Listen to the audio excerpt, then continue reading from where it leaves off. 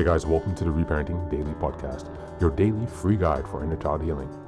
This podcast helps you establish a consistent reparenting routine and is divided into 3 sections. The first is a daily reading, the second is a discussion of that reading followed by suggested journal prompts, and the last section is a peaceful meditation for closing. Good morning, good afternoon, and good evening from whenever and wherever you're joining us. I'm so glad that you can join us for this journey of healing, self-expansion, and growth. If this is your first time, welcome. Now, before we dive in, I'd like to remind us that we've passed the 500 marker of Reparenting Daily. As a celebration of that, I've opened the Patreon community for free membership so that you can join our Zoom calls for free. There's a lot going on in the world right now, and many people are struggling. And so my hope with this is to encourage others to take up the serious work of reparenting on themselves and to offer and provide a free community where people can do that. I'd also like to personally thank all of you who have been along for the journey so far. Just as a reminder, this is a free podcast, but I do sell the Reparenting Daily Journal where you can follow us along with all the monthly and weekly themes, and where you can also join us in our free Zoom calls to reflect on the weekly themes as we make our way through the year. This is something that I've opened up for free, but you can purchase the journal if you'd like to support the podcast. You can also just copy the themes within your own journal and follow us along there. If you'd like to support us in other ways, you can also join the Patreon with a paid subscription or also donate on Buy Me a Coffee.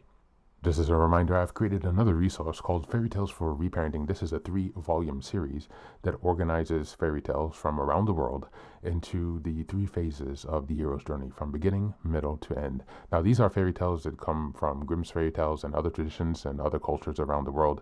And while you might think that fairy tales are for kids, actually, these stories contain profound truths and lessons that we can use in our reparenting journey. So these books are a very simple and creative way to connect to your inner child. I'd like to send a very warm thank you to Maria, who has been helping me to edit the books since I had some difficulties in the fall and I've had some issues with my eyes. So now the first 2 volumes are available on Amazon in ebook or regular book format, so you can check those out, and we'll be working on that last volume to release to you as soon as possible. But again, these stories are ways to connect with lessons that are shared across different cultures, to reconnect with your inner child, and to really teach yourself some lessons that have been carried down for centuries and millennia. As we're passing episode 550, I'd like to also turn your attention to the fact that I've changed the meditation at the end of the podcast, and so you can check that out now for a new experience of binaural beats. So this helps with binaural stimulation from the left to right ear, a bit like a replication of the EMDR experience. So I'm hoping that this can help bring you guys some relief, and we'll have other meditations coming soon as we progress with the rest of the year. So with these announcements now out of the way, let's dive into today's practice. Today's reading is entitled How to Practice Gratitude, and it's by Mindful. Just as a reminder, we are in November and the theme is Gratitude and Abundance. We're in week 1, which is November 1st until the 7th, and the theme is Practicing Gratitude Daily. So how to practice gratitude? Practicing gratitude has incredible effects, improving our mental health to boosting our relationships with others. Explore the ways you can be more appreciative in our mindful guide to gratitude. Why practice gratitude? Cultivating gratitude boosts mental well-being, strengthens relationships, and helps you notice everyday moments of goodness in life. And the core components: recognize and affirm the positive gifts you receive. And number 2, acknowledge the role others play in your life's blessings. Practical ways to practice. Number 1, observation. Notice your habitual thank yous and be intentional about them. Number 2, daily action. Pick one interaction each day to reflect on and express genuine thanks for. Number 3, journaling. Keep a gratitude journal. Write down specific things you're thankful for, whether big or small. And number 4, a guided meditation. Try a 5-minute guided gratitude meditation that uses your senses to anchor you in the present moment.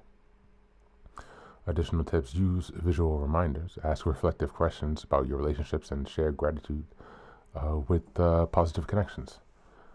Science and benefit. Gratitude not only improves mood and stress, but also can help boost your immune system, enhance sleep, reduce pain, and even rewire brain networks for more resilient emotional health.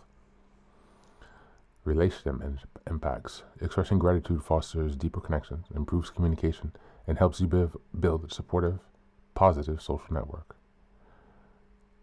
Practicing gratitude can be a game changer. It has far-reaching effects, from improving our mental health to boosting our relationships with others.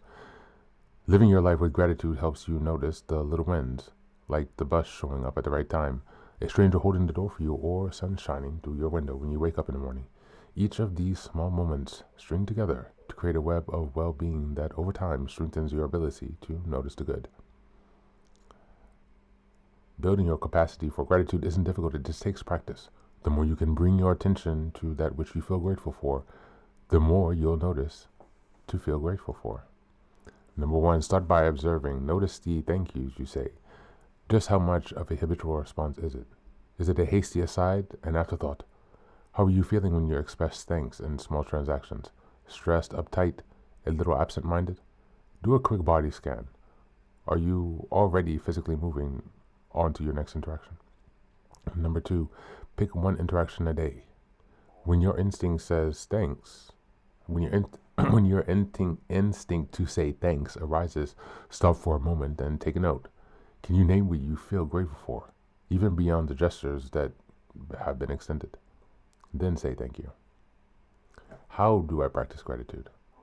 Robert Emmons, psychology professor and gratitude researcher at the University of California, Davis, explains that there are two key components to practicing gratitude. Number one, affirm the good things we've received, and number two, acknowledge the role of other people have played in providing our life with goodness. Most of us know it's important to express thanks to the right people who help us, or silently acknowledge the things that we're grateful for in life. Research has linked gratitude with a wide range of benefits, including strengthening your immune system and improving sleep patterns, feeling optimistic, and experiencing more joy and pleasure, being more helpful and generous, and feeling less lonely and isolated. Thank you, and that's the reading.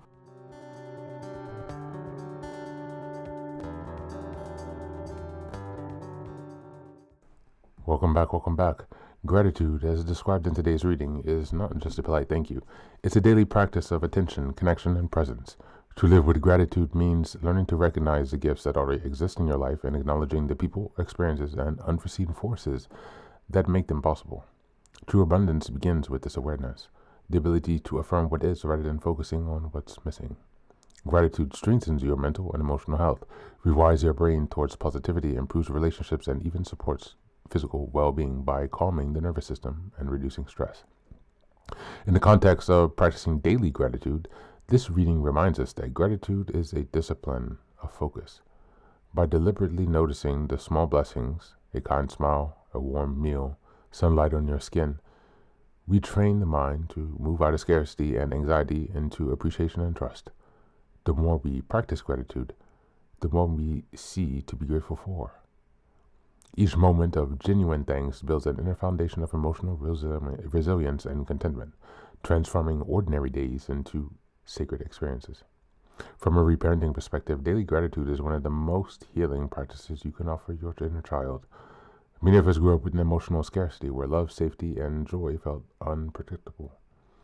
Gratitude restores that inner security by showing the child within that goodness is still here, available, and safe to receive. Each moment of thankfulness to the inner child says to the inner child, look, there is warmth in the world. You don't have to brace for loss. Life can give to you now. Through this, gratitude becomes an act of reparenting, teaching your heart that it's okay to relax, trust, and feel worthy of abundance. As we go on through the journal prompts, number one, what small moment today? Something I might normally overlook, can I slow down and truly feel grateful for? Number two, how did my early experiences reshape my ability to receive goodness? And do I ever feel guilty or undeserving of blessings? And number three, what could it look like to make gratitude a daily ritual, not as a performance, but as nourishment for my inner child? That's it for today. As always, thanks for being here. Take care of yourself, and please do be well.